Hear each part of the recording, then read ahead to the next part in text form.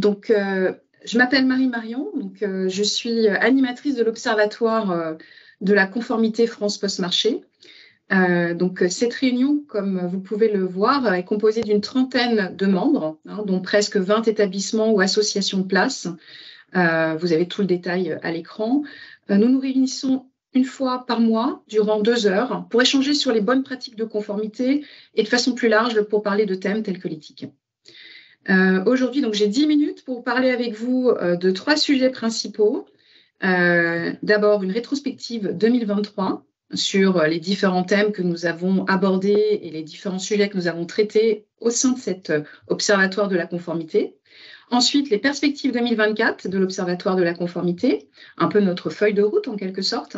Puis, je vous ferai un focus sur le thème de l'éthique, qui est un vaste sujet. Et enfin, je passerai la main à ma collègue Corinne Sochat, qui est animatrice du groupe dépositaire de France Post-Marché et qui abordera avec vous un sujet brûlant d'actualité portant sur les critères extra-financiers ESG.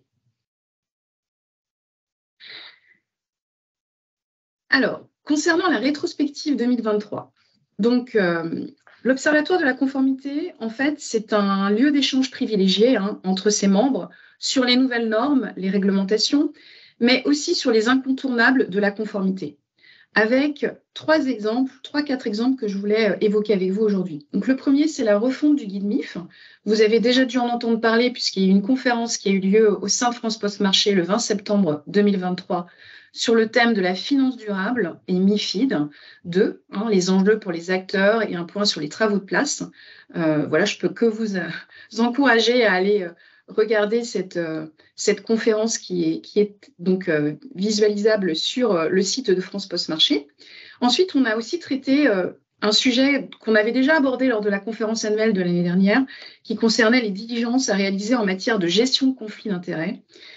C'est une position commune que nous avons adressée à l'AMF en 2023 de la part de l'Observatoire de la conformité, qui consistait en fait à adresser une note de contrôle et une proposition de modèle d'attestation commune aux différents établissements de la place, pour lequel on a adressé ces documents en avril 2023 à l'AMF et on attend une réponse de leur part. Je l'espère que nous l'aurons, et si ce n'est pas le cas, de toute façon, nous avons adopté cette bonne pratique au sein de nos différents établissements. Enfin, nous avons eu comme 3e thème une position commune qui a été adressée à l'AMF sur les informations à transmettre en cas de suspension et de réservation de cours ou de réservation de cours. Cette fois-ci, c'est à la demande de l'AMF que les membres de l'Observatoire de la conformité ont engagé une réflexion sur ce sujet afin de proposer des solutions concrètes qui pourraient présenter des améliorations significatives et utiles dans la transmission d'informations aux investisseurs en cas de suspension ou de réservation de cours. Donc, il s'agit de 4 recommandations qui ne sont pas contraignantes pour nos établissements. Et donc, l'objectif, c'était d'avoir des propositions faciles à mettre en œuvre, qui ne soient pas coûteuses en termes d'investissement IT. Donc, la première proposition était mettre en place un lexique destiné aux investisseurs. La seconde, c'est la mise en place d'un indicateur sur le cours, qui pourrait être placé, par exemple, à côté du dernier cours affiché sur l'interface afin de le qualifier. La 3e proposition consiste à ajouter un lien vers les actualités des émetteurs respectifs du titre, afin d'afficher sur leur interface des informations pouvant faciliter l'information des investisseurs. Et ensuite, d'ajouter une question en 4e proposition dans le questionnaire d'appropriation MIF et ou un quiz.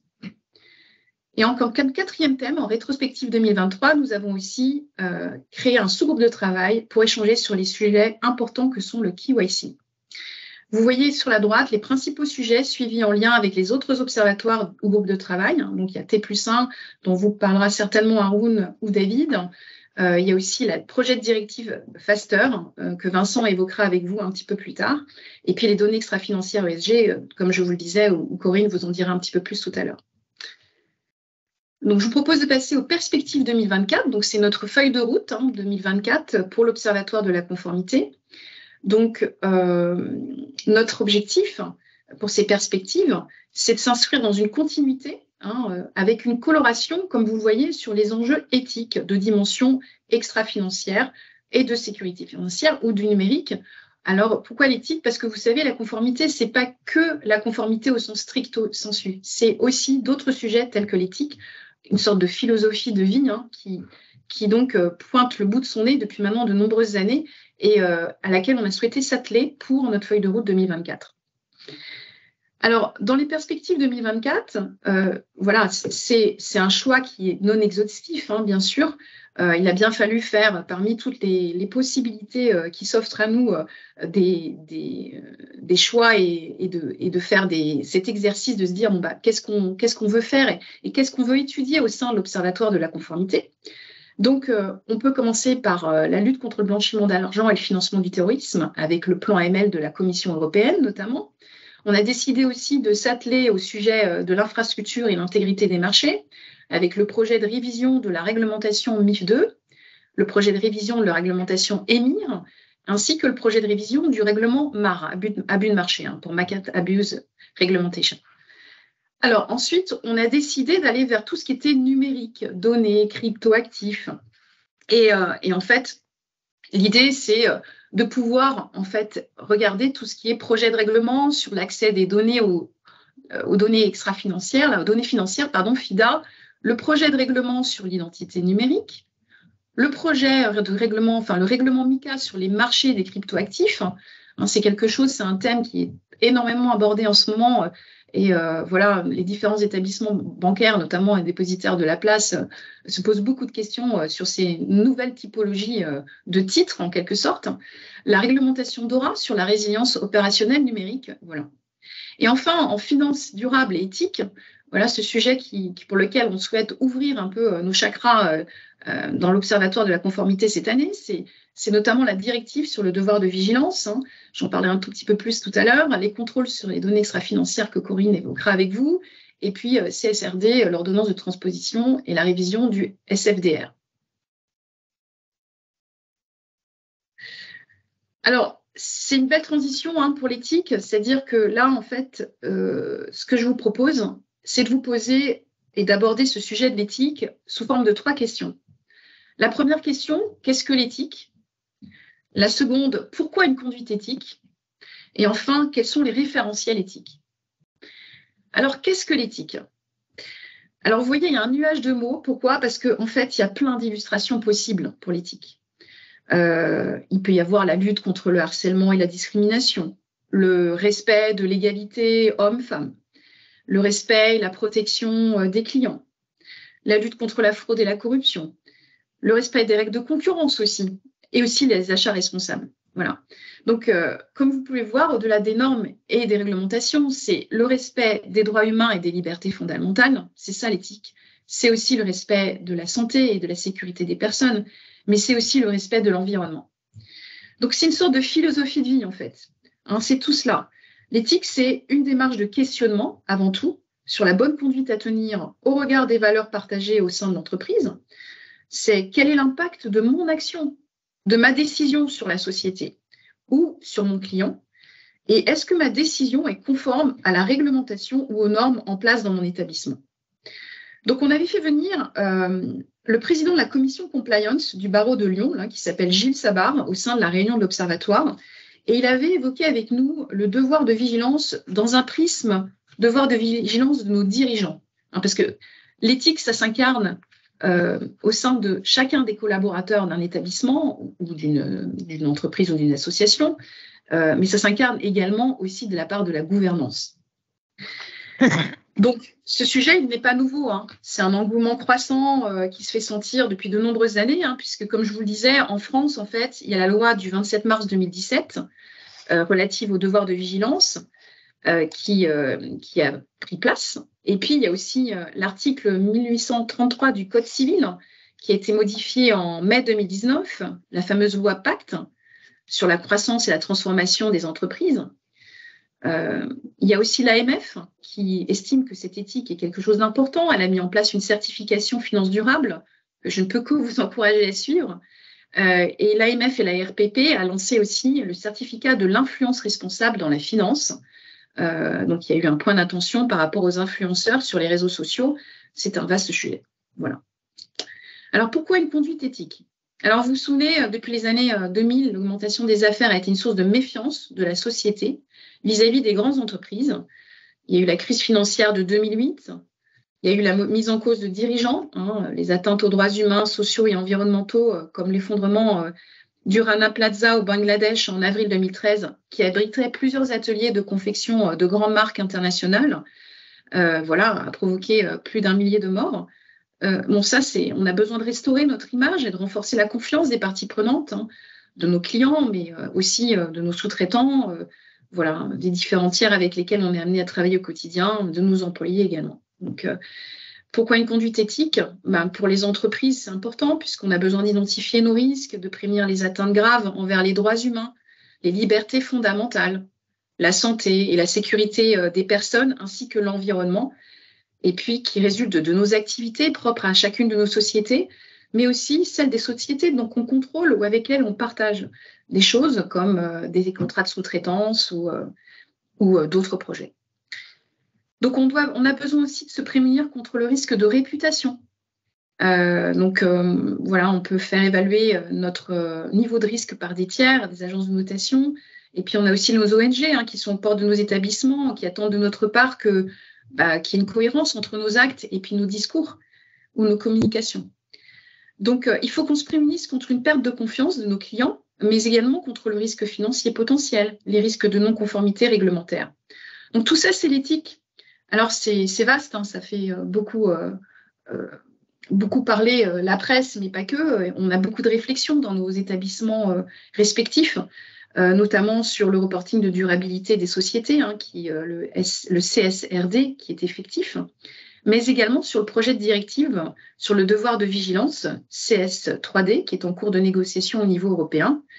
Voilà, et puis surtout, nous, ce dont on a pris conscience au sein de l'Observatoire de la conformité, c'est que l'éthique est un outil de différenciation, non seulement vis-à-vis de nos clients, mais également vis-à-vis de nos salariés, des nouveaux candidats. Quand on a des jeunes recrues ou moins jeunes, ces personnes s'attachent à vérifier que vraiment, quand on s'engage vis-à-vis de l'éthique, c'est un engagement qui fait partie et qui fait partie prenante en fait de notre mission de société et qui n'est pas que quelque chose comme une parole en l'air. Voilà. Alors enfin, je vais passer au référentiel éthique. Donc là, vous voyez, je ne vais pas tous les citer, il s'agit d'exemples de référentiels qui peuvent être mis en place au sein de vos établissements respectifs. Il y a le code de conduite, par exemple, la charte éthique, le dispositif de lanceur d'alerte, qui est quelque chose que vous devez mettre en place à portée de tous. Toute personne qui est susceptible de se connecter à votre site doit pouvoir réaliser une alerte. Et puis, la charte de la diversité également. Il y a aussi le code anticorruption, j'en passe. Voilà. Donc, vous voyez, toutes ces questions-là, c'est des choses auxquelles on veut réfléchir, nous, au sein de l'Observatoire de la conformité en 2024. Notre prochaine réunion a lieu jeudi matin, donc ce sera l'occasion d'aborder notamment ce sujet.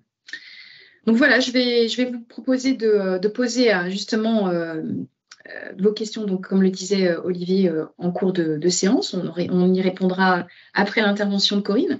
Je vais passer la main à Corinne Socha qui va aborder avec vous le sujet du contrôle des placements collectifs intégrant des critères extra-financiers ESG. Merci Marie, tu peux passer, je pense, à la slide suivante. Alors, mon propos se tient en 3 points. Le contexte réglementaire, un zoom sur les travaux de place qui ont été menés entre les différentes associations. Alors, elles sont citées, la France Post Marché, l'AFG France Invest et l'ASFIM, qui sont donc les associations de gestion concernées par ces sujets. Et l'actualité France Post Marché avec la publication à venir du guide dépositaire intégrant les modifications dans les fiches concernées. Alors, 3 points, sachant que le premier point va aller assez vite, et c'est plutôt une bonne nouvelle dans la mesure où, face à un contexte réglementaire foisonnant par ailleurs, s'agissant du rôle du dépositaire, il ne se passe rien, il n'y a aucun changement. Donc, c'est plutôt une bonne nouvelle parce que ça indique une certaine stabilité au niveau réglementaire.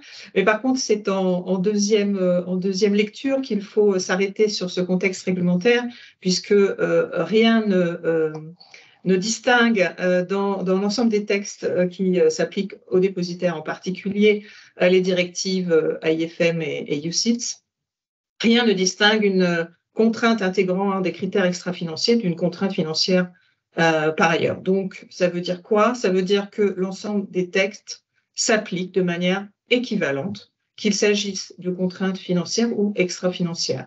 Donc, je prends un prospectus d'un fonds lambda, que ce soit un FIA ou un UCITS, j'interprète un certain nombre de règles, qu'elles soient financières ou extra-financières.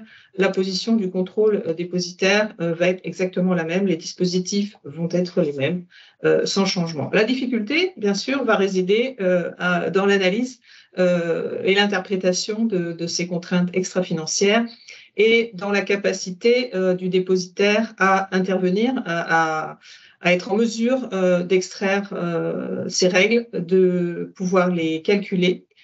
Donc, il faut que ce soit des critères mesurables qui s'appuient sur des données disponibles. Et c'est tout l'enjeu, en fait, du contrôle dépositaire sur ces contrôles qui sont nouveaux, puisque effectivement les prospectus depuis 1 an et demi se sont mis à niveau sur l'ensemble des annexes SFDR spécifiques en particulier aux indicateurs et dans le corps des prospectus sur l'ensemble des contraintes, que ce soit des contraintes d'inclusion ou d'exclusion ou tout autre type de contraintes portant sur des critères extra-financiers. Donc rien ne change, c'est stable. Maintenant, les gros enjeux, c'est disposer des données nécessaires à nos contrôles.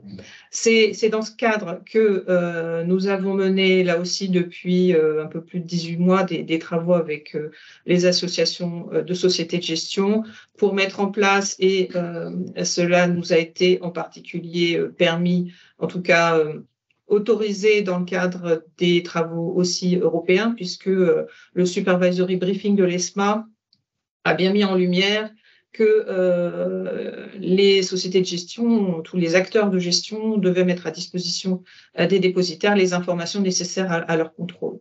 Donc, l'éclairage qui a été apporté par le supervisory briefing de l'ESMA a permis aussi aux dépositaires de se retourner vers les sociétés de gestion pour voir ensemble comment mettre en place un dispositif sur les contrôles pour lesquels le dépositaire ne pouvait pas être indépendant. Donc ces travaux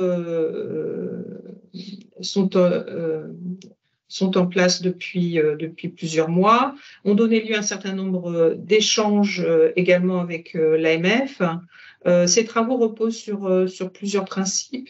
Le premier, c'est d'essayer d'avoir une approche assez pragmatique, parce que pour le coup, comme la réglementation évolue aussi sur à la fois SFDR ou taxonomie, il faut bien sûr essayer de construire quelque chose qui soit le plus stable possible dans le temps. Donc ces contrôles prennent en compte des principes de granularité et tiennent compte aussi de principes de fréquence.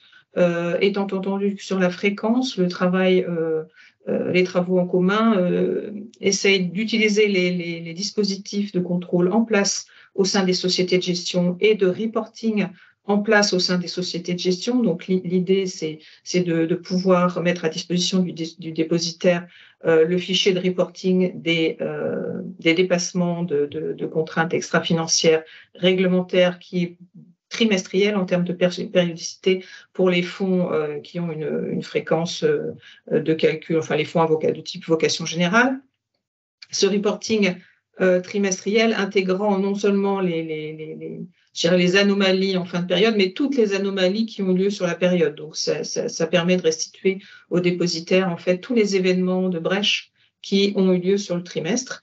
Le principe de granularité, lui, s'applique au fait que les sociétés de gestion ne vont pas communiquer aux dépositaires des informations aux lignes à ligne pour faire en sorte que le dépositaire recalcule lui-même des ratios, mais vont bien communiquer aux dépositaires les résultats des contrôles au niveau du fonds, permettant ainsi de s'assurer, par exemple, que le fonds respecte un taux d'analyse de 90% dans le cadre de l'instruction 2020-03. Voilà les deux grands principes qui ont été abordés, donc fréquence, granularité, étant entendu que par ailleurs, le dépositaire a tout loisir de lancer ses propres campagnes, d'obtenir des résultats, de demander des résultats plus granulaires, de manière à reconstituer ces ratios et s'assurer du coup que la société de gestion a un dispositif fiable, robuste, et qui permet aussi au dépositaire de s'appuyer sur les résultats de ses contrôles. Donc voilà un petit peu les tendances sur ces travaux de place, étant entendu que les échanges avec l'AMF sont toujours en cours et que nous avons un feedback prochain sur ce thème. Pour autant, nous n'avons pas attendu ce feedback et nous avons d'ores et déjà inséré les dispositifs envisagés dans l'actualisation de nos fiches 5 et 6. Donc la 5, pour rappel, les documents constitutifs de l'OPC donne un aperçu rapide de la manière dont un prospectus doit être construit et le contrôle du dépositaire consiste à s'assurer que l'information est fiable, transparente et cohérente avec la réglementation, donc en particulier sur les annexes SFDR et dans le corps du prospectus.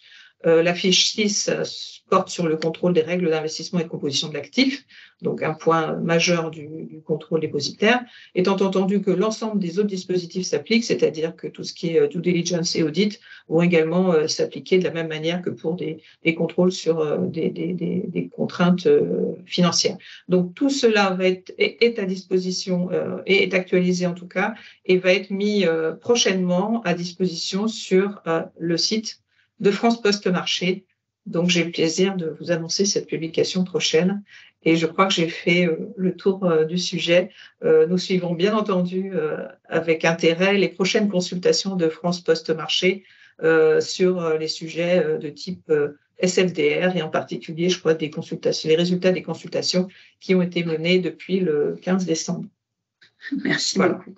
Merci. Je vais peut-être juste rebondir sur ce que tu viens de dire, Corinne, parce qu'on s'est engagé aussi à faire plus de publications sur le site et d'en faire à peu près 3 à 4 par mois, parce que on a beaucoup de groupes de travail et beaucoup de travaux qui sont menés.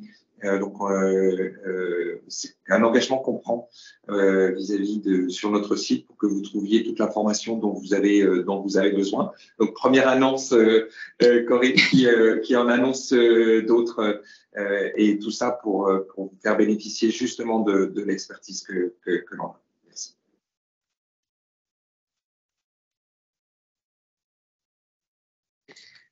Alors, il y a une question dans le chat quand même pour vous, mesdames. C'est quid du plan de contrôle sur l'éthique?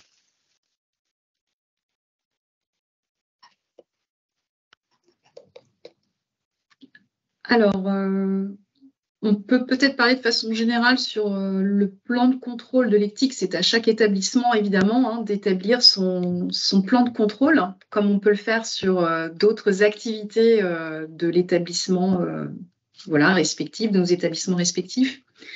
Ce qu'on peut vous dire, nous, en tout cas, avec un prisme peut-être de notre propre établissement, sans le citer, puisque moi, j'agis aujourd'hui en tant qu'animatrice de l'Observatoire de la conformité de France Poste Marché, mais en tout cas, nous, on a beaucoup travaillé sur le thème du devoir de vigilance. On est parti de là, on s'est dit que c'était un bon moyen de s'approprier une sorte de sécurité des affaires, voilà. Donc devoir de vigilance vis-à-vis de nos parties prenantes, voilà. Ça peut être un début de construction de plan de contrôle sur l'éthique. Voilà, je vous donne un petit tip là-dessus. Voilà. Et puis ça fait partie des éléments. Donc comme le disait Pascal, de toute façon, on sera amené à faire des publications d'informations au cours de l'année. Donc, l'éthique est quelque chose qui nous tient beaucoup à cœur et qui est complètement partagé par les autres établissements membres de l'Observatoire de la conformité. Vous l'avez vu, c'est quelque chose sur lequel on réfléchit en pratique. Corinne l'a très bien exprimé il y a quelques secondes. Donc, voilà. J'espère que ça répond à votre question.